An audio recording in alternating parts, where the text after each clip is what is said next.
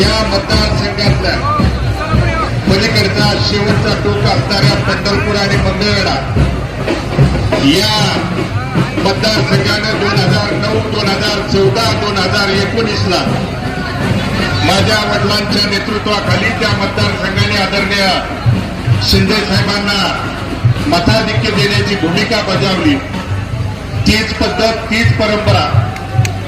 खांद्यावरती घेऊन उद्याच्या लोकसभेला पंढरपूर मंगळवेढ्यातून मताधिक्य देण्याची जबाबदारी तिथल्या तमाम वडीलधारी मायबाप जनता आणि सर्वसामान्य नागरिकांच्या